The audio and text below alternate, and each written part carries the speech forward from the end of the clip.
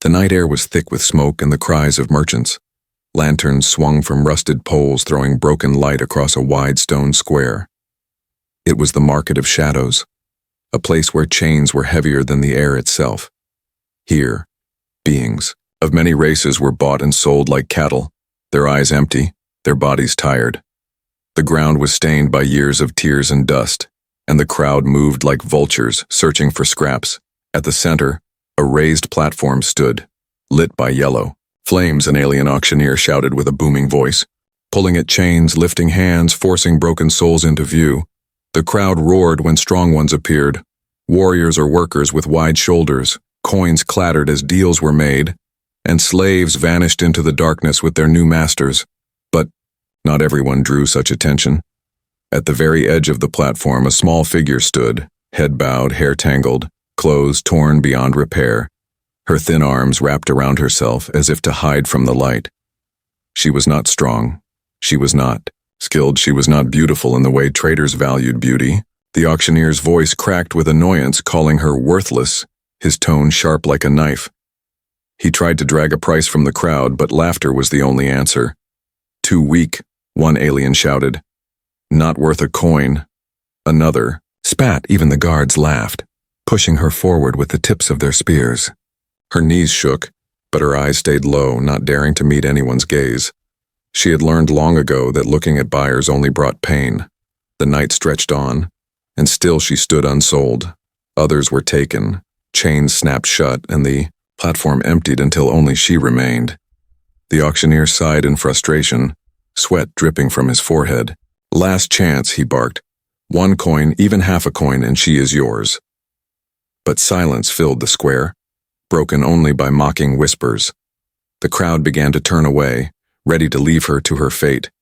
For in this market, those unsold were thrown aside like broken tools, their lives ending in dark pits where no one cared to look. Her heart pounded, each beat like a drum of fear. This was the end, she thought. This was how her story would close, forgotten and nameless. Tears burned in her eyes, but she forced them down. Even crying was wasted here. And then, a new sound entered the square. Boots against stone, steady and slow. The auctioneer froze, the guards looked up, and the crowd turned. A man stepped forward from the edge of the market, his figure tall, his steps unhurried. He was not alien, not scaled, not furred, not marked by the strange colors of other races. He was human. The girl's breath caught, her chest tightening. She had heard whispers of humans, strange, stubborn creatures who walked into danger with empty hands, but she had never seen one. Not here, not in this place of chains. The man's eyes scanned the platform, ignoring the others, settling only on her. It was not a hungry gaze, not cruel, not filled with the greed of the market. It was calm, steady, unreadable. The auctioneer forced a laugh. Human, you are late. The best are gone, only this one is left. Worthless, fit for nothing. But perhaps you want cheap trash. His words dripped with mockery, yet unease twisted his smile. The human did not answer. He simply reached into his pocket and placed coins on the wooden table. The sound of metal on wood echoed louder than the laughter. The crowd fell into silence, shock spreading across the faces of buyers and guards alike. Whispers hissed like snakes. Why her? A mistake. Humans are fools. The girl trembled, her body stiff, unable to move, unable to believe what had just happened. The auctioneer blinked, sweat dripping, then quickly nodded and shoved her chain into the man's hand. Yours, human, though I do not know why. The chain felt heavy as it shifted from alien to human hands. The girl dared a glance upward, just for a heartbeat. His eyes met hers, steady and strangely warm. It was only a moment, but it shook her more than all the laughter, more than the mockery. She felt fear, yes, but also something else she could not name. The crowd began to mutter again, louder this time. Some shouted insults, some warned the human to leave, others laughed at his choice, but he did not look at them, did not care for their words. He simply turned, walking back through the smoke and shadow, the girl's chain in his hand. Her feet stumbled as she followed, her body weak, her heart racing faster than her steps. Her mind whispered dark thoughts. Why him? Why me? What does he want? But deep inside, a single spark flickered, tiny and fragile. For the first time in years, someone had chosen her. The night closed behind them, leaving the market buzzing with disbelief. And though the girl did not yet know it, her life had already changed forever. The streets outside the market were quiet compared to the roar inside. Smoke still clung to the air, but here the noise was only the sound of boots on stone. The girl walked behind the human, her steps unsteady, the chain between them rattling softly. Every heartbeat in her chest whispered the same thing. This is a mistake. He will hurt me. He will use me. Like all the others, her thin hands gripped the chain as if it might break, but the human suddenly stopped. She froze, fear shooting through her veins. He turned and crouched down slightly, his voice low but clear. No chains here, he said. And with one simple movement, he unlocked the iron clasp around her wrists.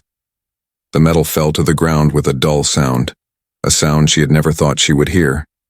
She stared at her bare hands, too shocked to move, too afraid to believe, and the crowd inside the market had seen the human's choice as foolish, laughable. But now, in the silence of the streets, it felt heavier, sharper, like a blade cutting into her world. She did not understand why he had done it. Slaves without chains ran away. Slaves without chains were punished. Yet here she stood, free of iron, though not free of fear. The man looked at her, his eyes calm, his expression unreadable. "Follow," he said simply, then turned again, walking toward the edge of the city. She hesitated, her knees weak, her breath shallow. Every instinct screamed to run, to hide, to vanish into shadows, but her body betrayed her. Her feet followed him step by step, not because she trusted him, but because there was nowhere else to go. The night grew colder, the stone roads giving way to dusty paths lined with broken lamps. The girl kept glancing at him, her mind racing with questions she dared not ask. Why me? Why pay for me? Why not let me die like the others? Her stomach twisted with hunger. Her throat dry, but she stayed silent. Slaves were not meant to speak unless told. At last they reached a small building on the edge of the city. It was not grand, not rich, just stone walls and a wooden door, a flickering lamp inside. The human pushed the door open, and for the first time in years she stepped into a place that did not smell of cages and chains. The air was warm, the floor clean, and there was a simple bed in the corner with a folded blanket. The sight of it felt strange, like a memory she had forgotten. He pointed at the bed, then set down a loaf of bread and a cup of water on the table. "Eat," he said, his voice still steady, still without cruelty. Her hands shook as she reached for the bread, every nerve screaming that it must be a trick. Food from a master always came with pain, always came with commands. But hunger was stronger than fear, and she tore a piece off, chewing quickly. The water slid down her throat like fire, burning with the taste of freedom she did not yet believe in. The man did not watch her like the others had. He did not smile with greed or laugh at her weakness. Instead, he turned to the window, his gaze on the night sky, as if she were not his property but simply another being in the room. This unsettled her more than cruelty ever could. Cruelty she understood, kindness was impossible.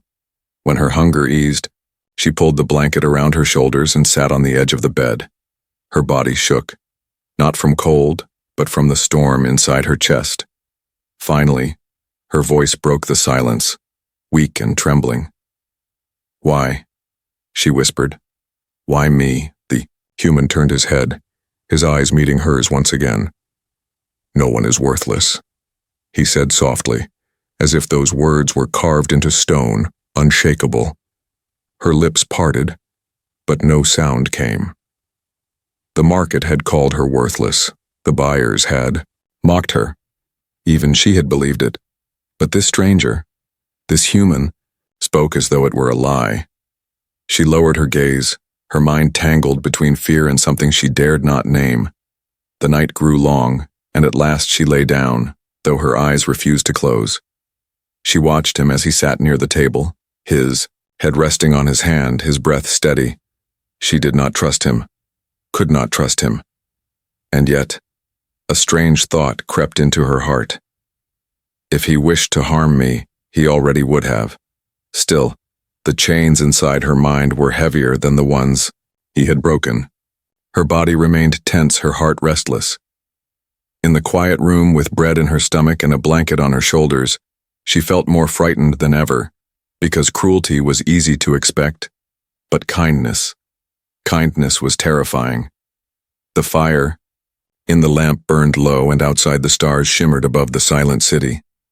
The girl closed her eyes at last, though sleep did not come.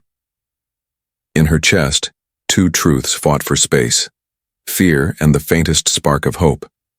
And deep inside, she wondered if the human's choice was not foolish at all, but something far more dangerous, something that could change her world forever. The night was deep and silent, broken only by the crackle of the small oil lamp in the corner. The girl lay on the bed, her eyes wide open, staring at the wooden ceiling above her. She did not dare close her eyes. Not yet. Not when she was in the house of a stranger. The blanket wrapped around her shoulders felt strange. Too soft, too warm, as if it did not belong to her. Her heart beat fast, louder than the silence, and every creak of the wooden walls made her flinch. The human sat nearby, his chair pulled close to the table, his head lowered in thought. He had not spoken since he told her that no one was worthless. The words still echoed in her mind, but she could not accept them. Worthless was what she had always been called. Worthless was what she had become. Why would one human's voice change that? Her hands clutched the blanket tighter, her thin fingers trembling. She thought of the market, the laughter, the chains, the buyers who looked past her as if she was dirt. And then she thought of him, stepping forward when no one else did, placing coins on the table without hesitation. Her chest tightened, confusion gnawed at her. She did not trust this. She could not trust this. The lamp flickered, shadows stretching. Across the walls her mind played cruel tricks, turning the shapes into figures that moved, reaching for her. She pulled her knees close, fighting the urge to cry. Slaves were not allowed to cry, tears brought punishment. But in the quiet of the human's house, the rules of the market no longer fit, and that made her even more afraid. The human finally moved. The sound of his chair, legs scraping against the floor making her flinch. He glanced at her, his eyes calm, his face unreadable. "You should rest," he said softly, his voice carrying no threat, only simple truth. She shook her head quickly. Words caught in her throat. Rest meant letting her guard down, and she had learned never to do that. He did not press her, only sighed, and turned back to the window, looking out into the night. The silence stretched, heavy and strange. She tried to read him, tried to guess his hidden purpose. Was he waiting for her to fall asleep so he could show his true cruelty? Or was he simply what he seemed to be? The thought unsettled her more than the first. Kindness was more dangerous than pain, because pain she knew, but kindness tore holes in the walls she had built around her heart. Her stomach still ached from hunger, though. She had eaten. Her body still trembled from exhaustion, though she was safe. The memories of years in chains clung to her skin like a second layer, refusing to fade. Every scar, every bruise carried whispers, reminders of what happened to those who hoped she would not make that mistake again, she told herself. And yet her eyes kept sliding toward him, searching for cruelty that never came. Hours passed, and the lamp burned lower. The girl's eyes grew heavy, but she forced them open, fighting the weight of sleep. She bit her lip, nails digging into her palms, anything to keep herself awake. If she closed her eyes, he would take something from her, she was certain. But slowly, her body betrayed her, her eyelids sinking despite her will. Just before sleep took her, she heard the sound of cloth. She jerked awake, fear rushing back like fire. The human was moving, pulling another blanket over his shoulders as he lay down on the floor near the table. Not the bed, not beside her, but far enough to give her space. Her breath caught, confusion striking her again. Why would a master sleep on the floor when the bed was his? She watched him in the dim light, his chest rising and falling in steady rhythm. No chains, no orders, no mocking laughter, only silence. Her body trembled as she lowered her head back to the pillow. This time, when her eyes closed, she still kept her ears sharp, listening to every sound, but the only sound was his breathing, calm and even. And slowly, against her will, she drifted into a light, restless sleep. Dreams came, broken fragments of cages and torches, laughter and pain. She woke several times, her heart pounding, sweat, cold on her skin. Each time she looked to the table, and each time he was there, asleep, unmoving. Not once did he come near her, not once did he touch the chain that had been cut away. And each time she returned to the bed, pulling the blanket tighter, wondering what kind of human he was. By the time the first gray light of dawn slipped through the cracks of the window, her eyes were red from half-sleep and fear. But she was still there, unhurt, untouched, free of chains. Her mind spun with questions, but her lips stayed closed. The first night in the human's house had not been what she feared. It had been stranger than that. For cruelty was simple, but what he offered was something far more dangerous. Hope. The morning light crept slowly into the room, turning the shadows gold. The girl sat up on the bed, her body stiff, her eyes heavy from a night of half-sleep and fear. The blanket still covered her shoulders, and for a moment she thought she was dreaming. But the smell of bread and the soft crackle of fire in the small stove told her this was real. She was not in the market, not in the pits, not under the lash of a cruel master. She was here, in the human's house, unchained. Her heart beat faster as the memory of last night rushed back. He had freed her wrists, given her food, and slept. On the floor instead of taking the bed. It made no sense. It could not be real. Cruelty, she understood. Cruelty was the language of the galaxy. But this kindness was something that frightened her more. The human was already awake, moving quietly around the room. He placed more bread on the table and a small clay cup filled with water. He glanced at her, his face calm, and spoke in his steady voice. "Eat," he said simply. She hesitated, her hands gripping the blanket tighter. What if there was a trick? What if the food was meant to bind her in another kind of chain? But hunger clawed at her stomach, and slowly, with trembling fingers, she reached for the bread. Each bite felt strange, heavy with suspicion. She kept her eyes on him as she ate, waiting for him to strike, waiting for the punishment that always followed such moments. But none came. He did not move closer, did not raise his voice. He only sat across the room, sharpening a dull blade with slow, careful strokes. The steady rasp of metal on stone filled the silence, and with each sound, the fear in her chest tangled deeper with something she could not name. When the bread was gone, she wiped her hands against the blanket. She wanted to thank him. The word rose to her lips but died before it left.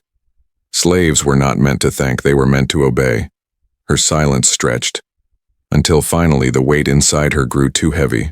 Her voice came out broken, barely, above a whisper. "Why?" she asked. "Why me?" The blade in his hand paused, his eyes lifting to meet hers. His expression did not change, but his words were quiet and firm. "No one is worthless," he said again, the same words he had spoken before. They struck her chest like a hammer, shaking walls she had built for years. She shook her head, tears burning her eyes though she fought them back. "They all said I am worthless," she whispered. "They laughed at me, left me. I have nothing." But he did not look away, his gaze steady as if his truth was stronger than her pain. Her body trembled, torn between disbelief and a tiny spark that frightened her more than any whip. Hope. Hope was dangerous. Hope was deadly. She lowered, her eyes clutching the blanket so tightly her knuckles turned white. But the words stayed inside her, circling her mind like fire. No one is worthless. The day passed slowly, filled with silence and strange moments. He gave her tasks, Simple. Things, sweeping the floor, folding cloth, carrying water. Not commands barked with anger, but requests spoken with calm patience, and when she faltered, when her hands shook and water spilled, he did not strike her. He only nodded, showing her again how to hold the cup steady. It was the first time in years she had done something without fear of pain. As the sun sank and night returned, the girl sat by the small fire, her knees drawn to her chest. The human sat nearby, repairing a broken strap from his pack.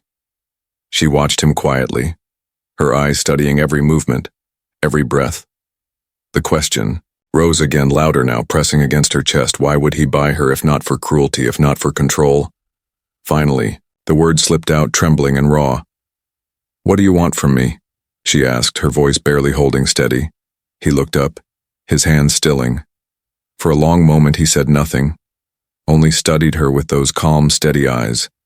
Then he answered, voice low. "Nothing." The word struck harder than any blow. She stared at him, her lips parting, unable to believe. "Nothing," she repeated, almost a whisper. He nodded once, then returned to his work, as if it was the simplest truth in the world. Her chest ached. Her throat tightened, and for the first time she felt her tears spill freely. She turned her face away, ashamed of the sound of her sobs, but he did not mock her, did not demand she stop. He only let the silence stretch, a silence that was heavier than chains, but warmer than fire. That night, as she lay under the blanket once more, she pressed her hand against her chest. His words echoed again and again. "No one is worthless, nothing, no chains here." The fear inside her was still strong, but something else had begun to grow beside it. Something she did not yet understand, something that might change everything. The next morning, the girl woke to something she had not felt in years. Quiet. No shouting, no whips, no chains rattling in the dark. Only the sound of birds calling outside the small house. For a moment she thought it was another dream, but the warmth of the blanket and the smell of bread told her it was real. The human stood near the door, fastening straps on his pack, his movements calm, steady as always. When he noticed her awake, he nodded once. "Come," he said simply, and then stepped outside into the sunlight. Her heart raced, her hands trembled, yet her feet moved after him. The door creaked as she crossed the threshold, and her breath caught. The world outside was wide and bright, the sky a deep, endless blue. Fields stretched beyond the city walls, green and alive, with tall grass swaying in the wind. The girl froze, her chest tight, her eyes stinging. It had been so long since she had seen open land, so long since she had breathed air that was not thick with smoke and dust. The human walked ahead, his boots crunching on the dirt path. She followed slowly, each step hesitant, her body expecting a trick, expecting him to laugh and drag her back to the cages. But the laughter never came. Instead, he stopped near a small stream, kneeling to fill a flask with water. He gestured toward the clear water. "Drink," he said. She knelt down, staring at her reflection in the rippling surface. Her face looked strange, pale and thin, her eyes hollow yet wide with wonder. She cupped her hands and drank, the water cool and sweet. Tears slid down her cheeks before she realized they had escaped. She pulled back quickly, wiping her face, ashamed. But the human did not mock her. He only moved further along the path, waiting for her to follow. The wind carried the scent of wildflowers and soil, and her chest ached with every breath. Freedom smelled strange, almost too sharp for her lungs. They walked for hours, passing through rolling hills and broken fences. She saw birds rising into the sky, deer-like creatures darting across the fields. Her eyes could not stop moving, trying to take it all in. Every sound of leaves, every brush of wind felt like a miracle she had been denied for years. And yet, her heart trembled with fear. Could this be taken from her just as easily? Would it vanish like a cruel joke? At midday, they stopped beneath a large tree, its branches heavy with green leaves. The human set down his pack and pulled out bread and dried meat. He handed her a piece, his face calm as always. She accepted it with shaking hands, staring at him. "Why?" she whispered again, though the question felt heavier now. Why show her this? Why give her a taste of a life she thought was gone? He looked at her, his eyes steady. "You were in chains," he said. "Now you are. Not you should see the world, not only waltzing." His words were simple, but they cut through her chest like fire. No master had ever spoken of what she should see, of what she deserved. Masters only spoke of orders, of pain, of ownership. She lowered her head, the bread in her hands blurring as her vision filled with tears. The afternoon sun painted the fields gold as they walked again. Her steps grew steadier, her fear still present but softer now, buried under something new. Wonder. When they reached a meadow, she stopped suddenly, her hands pressed against her chest. The grass brushed against her knees, the wind tangled in her hair. For the first time in years, a sound escaped her lips that startled even her. A laugh, small and broken, but real. The human turned at the sound, his lips curving slightly, almost a smile, but beyond the meadow, eyes were watching. Not all were pleased by what they saw. In the nearby village, whispers had already begun to spread. A human had bought a worthless slave girl and let her walk free. Some called him mad, others called him dangerous, and in the shadows of the market the traders clenched their fists. Kindness, they knew, was a greater threat to their business than any weapon. If slaves believed they had value, if people believed chains could be broken, their power would crumble. The girl, unaware of the storm building around them, lifted her face to the sky. For the first time, she felt the sun warm her skin without, chains digging into her wrists. She felt the ground beneath her feet without a master's shadow looming over her. And deep inside, where fear had always lived, something new began to grow, fragile but alive. Hope. As the day faded and the first stars lit the sky, she followed the human back along the path. Her mind swirled with confusion and questions she could not yet ask. But one thought burned brighter than the rest. Maybe he was not a fool. Maybe he had not made a mistake. Maybe, just maybe, he had chosen her for something far greater than she could yet understand. The sun had long fallen, and the path back to the human's house was lit only by the pale glow of the moon. The girl walked close behind him, her steps light, her eyes scanning the shadows. The meadow's beauty was still in her mind, but so was the echo of whispers she had not noticed. Now in the silence of night she felt it, eyes watching, unseen footsteps hiding in the dark. The human slowed, his head turning slightly as if he sensed it too. His hand brushed against the hilt of a small blade at his belt, not drawing it, only ready. The girl's chest tightened, her fingers clutching the fabric of her torn dress. Every lesson from the market screamed inside her. Enemies always came when you least expected. Chains always found you again. By the time they reached the house, the night had grown heavier. The human pushed open the door and gestured for her to go inside. She stepped across the threshold, her eyes darting to the window. Shadows moved outside, too many to be the wind. She froze, her throat tight, her voice trembling as she whispered, "They followed us." The human's gaze hardened. His calm, eyes now sharp, he moved to the door, shutting it firmly, then spoke in a low voice, "Stay behind me." Her body shook, memories flooding her of guards dragging her from cages, of cruel masters' hands. She wanted to run, but where could she go? The house was small, the night outside filled with danger. A knock came, loud and mocking, followed by laughter. "Human," a voice called, rough and cruel. "You paid for trash, we've come to take it back." Another voice joined. "No one frees a slave from the market, you break the order and you pay." The girl's knees buckled, and she dropped to the floor, clutching the blanket around her. Her eyes filled with tears, her heart pounding so loud she thought it might burst. This was the end, she thought. This kindness was only a pause before chains claimed her again. But the human did not open the door, did not hand her over. Instead, he drew his blade, standing tall, his voice cold and steady. "She is not yours," he said, his tone leaving no space for argument. Silence followed, then angry shouts, and fists pounded against the door. The wood shuddered, dust falling from the beams. The girl crawled back, pressing herself against the wall, her eyes wide with terror. She wanted to scream, to beg him to give her up, to save himself. But when she looked at him, she saw no fear in his face, only unshakable resolve.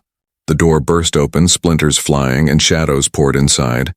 3 alien traders stepped through, their eyes gleaming with greed and fury. Chains hung from their belts, ready to bind.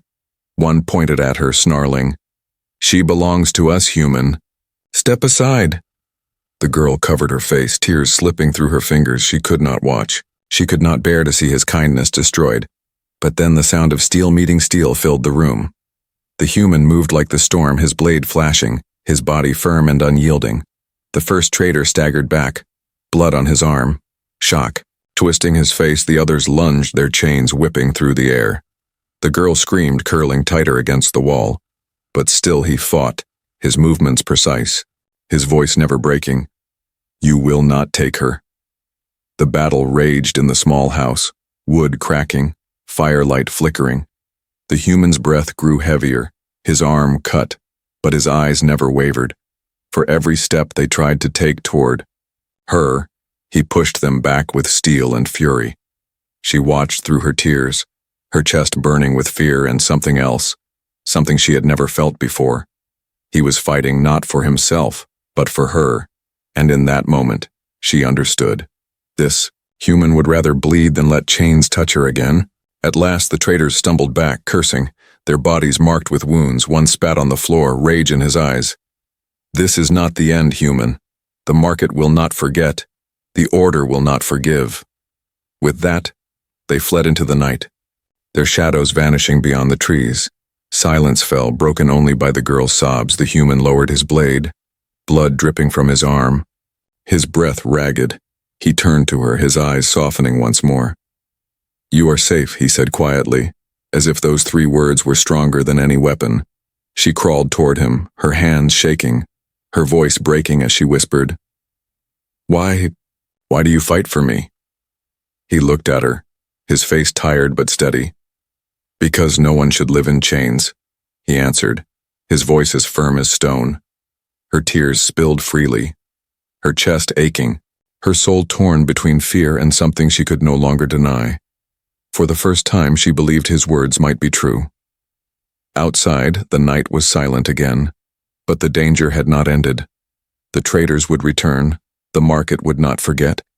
Yet inside the small house, something had already changed. The girl was no longer only a frightened slave, and the human was no longer just a strange master. Together, they had stood against the chains, and together, they had won this night. The night slowly faded and dawn broke across the horizon, painting the sky with soft shades of gold and red. The girl sat near the small fire, her arms wrapped tightly around her knees, her eyes still swollen from tears. The human had fallen, asleep against the wall, his blade resting beside him, a bandage tied roughly around his arm. She could not stop staring at him, her heart torn between fear and something far more dangerous. He had fought for her, bled for her, refused to give her back even when it would have been easier. Her mind replayed the words he had spoken. No one should live in chains. They echoed louder than the laughter of the market, louder than the cruel whispers that had followed her all her life. She pressed her hand against her chest as if holding those words inside, afraid they might slip away. When the human stirred awake, the morning light caught his face. He looked tired, worn, but calm as always. He did not speak of the fight, did not boast of his victory. He only rose, checked his blade, and stepped outside to wash the blood from his arm in the stream. The girl followed slowly, her bare feet brushing against the grass. The world felt different now, sharper, alive, filled with colors she had never noticed before. As they sat by the water, silence stretched between them. Finally she found her voice, though it shook with every word. "They will come again," she whispered. "The traders, the market, they will not stop." He nodded once, his gaze steady on the horizon. "Yes," he said quietly. They will. Her hands trembled, her throat tight. Then why keep me? Why risk yourself? You could let me go, you could walk away. His eyes turned to hers, calm and unshakable. Because if I walk away, nothing changes, he said, and change must begin somewhere. The words struck her harder than any chain ever had. Her breath caught, and tears blurred her vision. Change, she thought. The idea was impossible. Yet he spoke it as if it was truth carved into the earth itself. They returned to the small house where he packed supplies into his bag. He handed her a folded cloak, rough but warm. Wear this, he said. We cannot stay here. Her stomach twisted with fear, but also with something new. Purpose. For the first time, she was not being dragged, not being ordered, but being given a choice to walk beside him. The road ahead was dangerous, filled with enemies who would not forgive. But when she stepped outside into the sunlight, wrapped in the cloak he had given, she felt a strength inside her she had never known. Each step away from the market was a step into something new. Her chains were gone, but more than that, her heart was beginning to believe she was not worthless. As they walked, travelers on the road turned to stare. A human with a former slave. Girl, her head no longer bowed but lifted to the sky. Whispers spread quickly, faster than footsteps. Some said he was mad, some said he was a fool. But others began to wonder. If one human could stand against the market, what could others do? The girl heard the whispers, felt the eyes, and for the first time she did not shrink back. She walked with her shoulders straighter, her breath steadier. The human's words burned in her chest, protecting her like armor. No one is worthless. By nightfall, they stopped near a ridge where stars stretched endless across the sky. The human built a small fire, and she sat beside it, staring at the flames. Her voice came softly, uncertain, yet filled with courage she had not known before. My name, she whispered. Do you want to know my name? He looked at her, his expression softer than she had ever seen. Yes, he said simply. She swallowed hard, her lips trembling. I was called worthless slave, trash, but before the chains, before the cages, my mother called me Arya. The name slipped into the night air, fragile yet powerful. The human nodded, his eyes never leaving hers. Arya, he repeated, as if sealing it into the stars above. The sound of her name after so many years made her heart ache but also heal. She pressed her hand to her chest, whispering it again to herself. Arya, not slave, not worthless, but Arya. That night, beneath the stars, she realized something had changed. Forever. The human had not just bought her from the market. He had given her back her name, her voice, her place in the world. The path ahead was uncertain, filled with enemies and shadows. But she was no longer alone. And for the first time in her life, she dared to believe in tomorrow because one human had chosen her, and in that choice everything had changed.